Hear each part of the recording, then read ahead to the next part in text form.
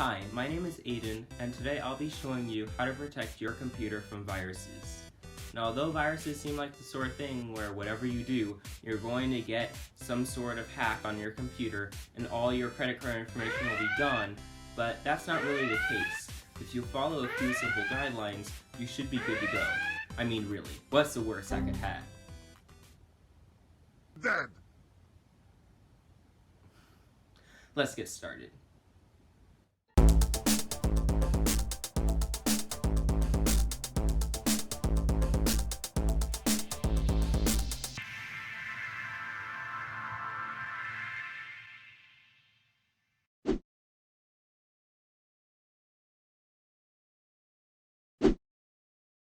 So one of the most important things to remember about staying safe with your computer is to stay away from malicious software. This may seem like a basic step, but you'd be surprised on how well these sites disguise themselves. Right here you can see the infamous download.com, where it offers you free software or whatever you happen to Google search. Of course, this is infested with viruses, although it claims not to be. Another thing to remember is if the site isn't secure, if it doesn't have an HTTP in front of it, then even if your browser doesn't warn you, which it usually does, it means the site is not secure and will probably contain malicious software. Some sites can even download stuff in the background without you even seeing it in your browser. So remember, if your browser warns you about a site, even if it looks like a safe site, it's best to stay away.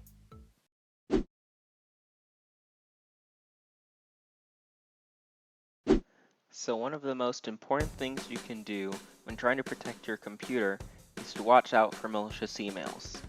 Now, you may think that they come from totally red flagged email addresses, and sometimes they can, but oftentimes they make them look like they come from someone you know.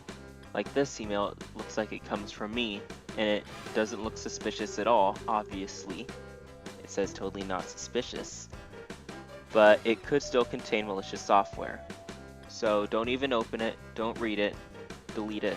Luckily, mail servers will usually automatically put these emails in your spam box. You can see one that even I didn't make for this video that looks like it comes from an old contact of mine. But really, if you look in the preview, it doesn't even have any subject. It just says good evening and then a shortened URL. Like I said, don't open these emails. They are not going to be good for your computer at all.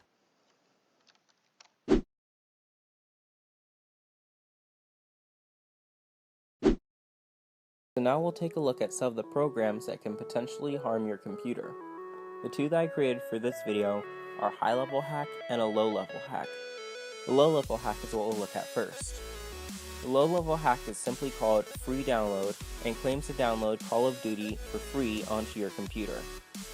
Now obviously when you open this program, it would hack your computer, but since I made this program and for the purpose of this video, we'll just say that your computer is hacked.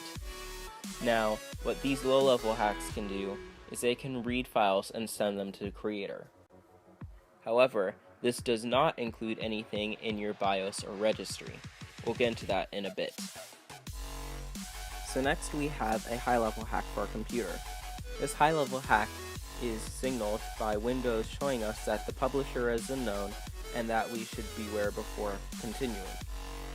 Now in this installer we have a terms of use.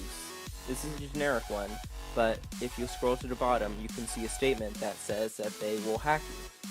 Now obviously publishers will not include this, but you should still look out for fishy things in the terms of use agreement because they know that most people do not look at it before accepting. Now these hacks are more dangerous because they can change your BIOS and registry. These two things are essentially the core of your computer and tell it how to run. So if this is altered, then your computer is at the hack's mercy.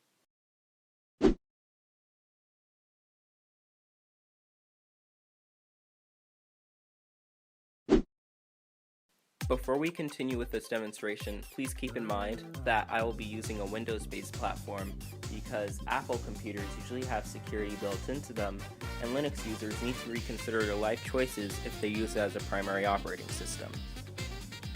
As you can see, my Windows firewall is disabled for this demonstration. To enable it, you simply need to go to your Start menu, Control Panel, System and Security, Windows Firewall, and then click the link in the corner to either turn Windows Firewall on or off. Only turn Windows Firewall off if you need a program that requires it to be off, for example Minecraft LAN World. Another great program to have is Microsoft Security Essentials. It's a free program by Microsoft that will automatically scan your computer for you. Simply download your appropriate version for your version of Windows, and then click Quick Scan. This will scan your base files, and will only take a few minutes. It will also scan any downloads henceforth. Hopefully by now you should know how to protect your computer from viruses. You don't need the expensive fancy software. You just need to stay safe with those basic guidelines and you're good. Now, if you excuse me, I have an old laptop to sell, a new laptop to buy, and I need to make sure that money I sent to Nigerian Prince gets back.